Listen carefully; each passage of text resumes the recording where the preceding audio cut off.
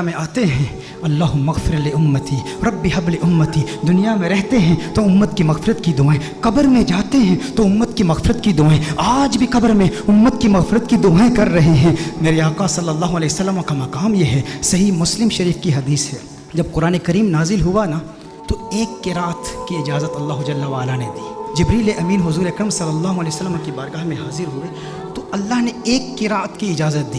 حضور اکرم صلی اللہ علیہ وسلم نے جبریل امین کو واپس بھیج دیا، جبریل واپس چلے جاؤ، اللہ کی بارگاہ میں عرض کرو کہ میری امت کے قبائل تو بہت زیادہ ہیں، اب ایک قرات کی اجازت، یہ میری امت کے لیے اس کا تلفظ آسان نہیں ہے۔ حوّن علی امتی، امت کو سہولت دی جائے۔ نبی کریم صلی اللہ علیہ وسلم نے جبریل امین کو واپس بھیج دیا، جبریل امین اللہ کی بارگاہ میں حاضر ہوئے۔ اب دیکھیں ہندوستان کے علماء بیٹھے ہیں، حضور کے امتی ہندوستان میں بھی رہتے ہیں نا، میں جب ہندوستان میں جاتا ہوں تو وہاں پر جب بیانات میں مجھے دعوت دی جاتی ہے، جب مجھے مدعو کرتے ہیں تو کہتے ہیں شاکب شامی کو ہم دعوت دے رہے ہیں۔ شاکب شامی کہیں گے یا ثاقب سامی کہیں گے؟ تو ہندوستان کے کچھ ایسے علاقے ہیں جہاں پر سے اور شین کو اکٹھے نہیں وہ تلفظ کر پاتے، ادا نہیں کر پاتے۔ نظام الدین اولیاء رحمہ اللہ کی بارگاہ میں گیا تو وہاں کہتے ہیں نجام الدین اولیاء۔ ہندوستان بہت بڑا ہے، میں حیدرآباد دکن میں گیا تو وہاں قرآن کی جگہ قرآن کہہ رہے ہیں، قرآن۔ تو ہر ایک کے لیے تلفظ آسان نہیں ہے، تو میں کہتا ہوں وہ تو ایک ہندوستان ہے، میرے آقا صلی اللہ علیہ وسلم کی امت تو پوری دنیا میں ہے۔ تو حضور نے اللہ کی بارگاہ میں التجا کی کہ یا اللہ میری امت کے لیے بہت مشکل ہے، ایک قرات کی اجازت دی ہے، مزید اضافہ کیا جائے۔ جبریل امین اللہ کی بارگاہ میں حاضر ہوتے ہیں، اللہ ارشاد فرماتا ہے جا جبریل واپس جا، دو قراتوں کی اجازت۔ حضور پھر عرض کرتے ہیں، ارشاد فرماتے ہیں جبریل واپس چلا جا، دو بھی کافی نہیں ہے۔ جبریل امین پھر اللہ کی بارگاہ میں حاضر ہوتے ہیں، مزید اضافہ کیجئے۔ اللہ نے ارشاد فرمایا تین قراتوں کی اجازت۔ حضور کی بارگاہ میں جبریل امین حاضر ہوتے ہیں، حضور فرماتے ہیں حوّن علی امتی، مزید سہولت دی جائے میری امت کو۔ اللہ نے ارشاد فرمایا جا میرے محبوب تیرے صدقے 7 قراتوں کی اجازت ہے۔ اللہ ناراض نہیں ہوا، اللہ نے ناراضگی کا اظہار نہیں کہ میں ارحم الراحمین ہوں، میں اپنی مخلوق کے تلفظ کو نہیں جانتا تو کون جانتا ہے؟ میرے محبوب بار بار جبریل کو واپس کیوں بھیجتا ہے؟ میں نے تو قرآن نازل کیا نا، لیکن اللہ نے ناراضگی کا اظہار نہیں کیا بلکہ اللہ جل وعلا نے پیار کا اظہار کیا۔ اب اللہ کا پیار کیا ہے، اللہ کی محبت کیا ہے کہ محبوب یہ جو 3 بار تجھے تکلیف اٹھانی پڑی نا کہ تو نے جبریل کو 3 بار بھیجا ہے میری بارگاہ میں، اس تکلیف کی وجہ سے محبوب تجھے انعام دیتا ہوں، تجھ پہ اپنی عنایات کا نزول کرتا ہوں۔ وہ انعام کیا ہے؟ تجھے ضمانت والی 3 دعائیں دیتا ہوں، 3 دعائیں۔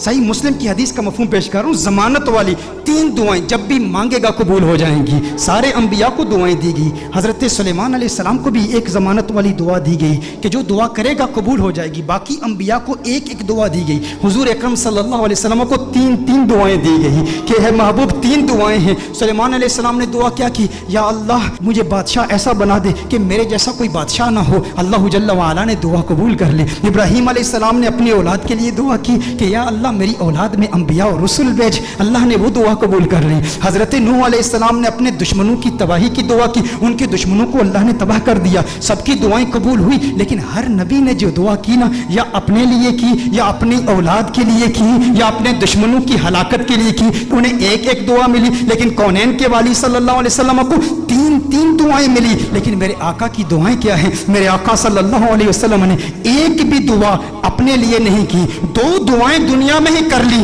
اور ایک دعا آخرت کے لیے مؤخر کی۔ دنیا کے لیے جو دعا تھی وہ کیا تھی؟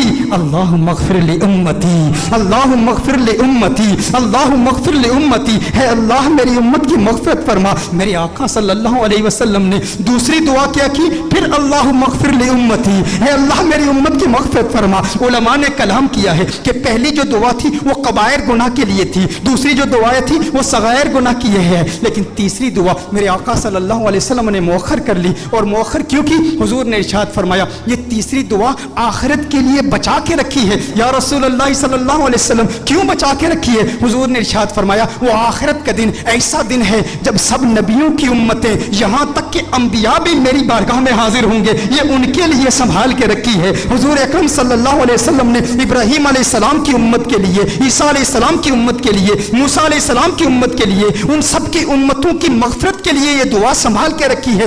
ذہن میں یہ سوال تو پیدا ہوتا ہے نا، باقی انبیاء کو بھی قیامت کی ہولناکیوں کا علم تھا نا، قیامت کی ہولناکیوں اور سختیوں اور شدت کا علم تھا نا، وہ جانتے تھے کہ مخلوق کس قدر مجبور ہوگی قیامت کے روز، انہیں بھی اپنی امت سے محبت تھی نا۔ باقی انبیاء نے آخرت کے لیے دعا کیوں نہیں بچا کر رکھی؟ ذہن میں سوال پیدا ہوتا ہے، باقی انبیاء بھی اپنی امتوں سے پیار کرتے ہیں، لیکن انہوں نے اپنی امتوں کے لیے وہ دعا بچا کر کیوں نہیں رکھی؟ ایک دعا تھی امت کے لیے بچا کر رکھتے نا۔ انبیاء کو پتا تھا، انبیاء جانتے تھے کہ اس لجپال کو لاج ہے۔ ارے ہم کیوں پریشان ہوں جس کی آمد کے تذکرے ہم کب سے کر رہے ہیں، اپنی امتوں کو بتا رہے ہیں وہ محمد عربی آ رہا ہے، وہ لجپال ہے، جہاں اپنی امتوں کو بچائے گا وہاں ہماری امتوں کو بھی بچائے گا۔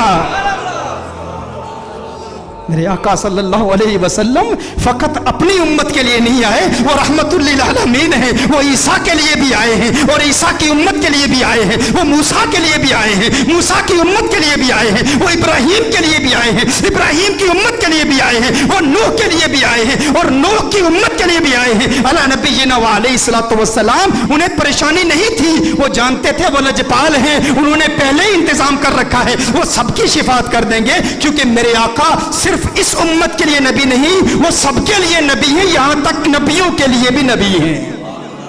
اعلیٰ حضرت نے یہ احمد رضا صاحب کلام پڑھ رہے تھے، اس وقت مجھے اعلیٰ حضرت کا وہ کلام یاد آیا۔ اعلیٰ حضرت نے بڑا خوبصورت تخیل باندھا ہے کہ دنیا میں میرے دل میں یہ خواہش ہے کہ نبیوں اور رسولوں سے ملوں اور سارے انبیاء اور رسول سے ایک التجا کروں، ان سے ایک بات پوچھوں۔ یہ کس کی خواہش ہے؟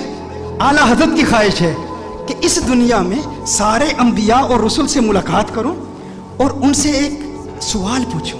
لیکن اس دنیا میں ممکن تو نہیں ہے احمد رضا کہ سارے انبیاء اور رسول کی بارگاہ میں تو حاضر ہو اور ان سے سوال پوچھ۔ کہا تو پھر میں قیامت کے روز پوچھ لوں گا، آخرت میں پوچھ لوں گا۔ اس وقت مخلوق بھی اپنے اپنے مقام کے اعتبار سے اور اللہ کی شان کے لائق اللہ کو دیکھے گی، تو اللہ کے سامنے اعلیٰ حضرت حضور کے سامنے انبیاء سے ایک سوال پوچھیں گے۔ وہ سوال کیا ہے؟ انبیاء سے کروں عرض کیوں مالک ہو؟ انداز دیکھیں، تیور دیکھیں، ادب کا مقام دیکھیں، حضور کا احترام بھی ہے، امتی آپ کا ہوں، لیکن انبیاء سے ایک سوال پوچھنا چاہتا ہوں، انبیاء سے کروں عرض کیوں مالک ہو؟ کیوں مالک ہو؟ انبیاء سے کروں عرض کیوں مالک ہو؟ کیوں مالک ہو؟ کیا نبی ہے تمہارا ہمارا نبی؟ یہ جو ہمارے آقا ہیں، جو ہمارے نبی ہیں، کیا تمہارے بھی یہی نبی ہیں؟ انبیاء سے کروں عرض کیوں مالک ہو؟ انبیاء سے کروں عرض کیوں مالک ہو؟ کیا نبی ہے تمہارا ہمارا نبی؟ انبیاء فرمائیں گے احمد رضا آج پوچھ لیا ہے، تجھے موقع ملا ہے اللہ کی بارگاہ میں، انبیاء کی بارگاہ میں، رسولوں کی بارگاہ میں، آقا خود موجود ہیں، پوچھ لیا ہے تو سن احمد رضا، تو نے کہا انبیاء سے کروں عرض کیوں مالک ہو؟ کیا نبی ہے تمہارا ہمارا نبی؟ جیسے سب کا خدا ایک ہے ویسے ہی ان کا ان کا تمہارا ہمارا نبی۔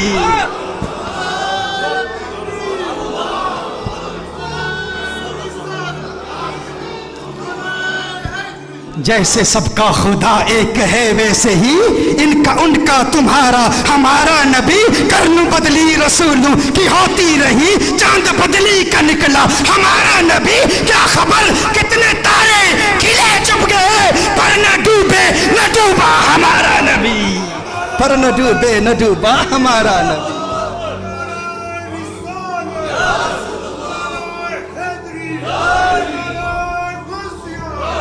اچھا میں عرض کر رہا تھا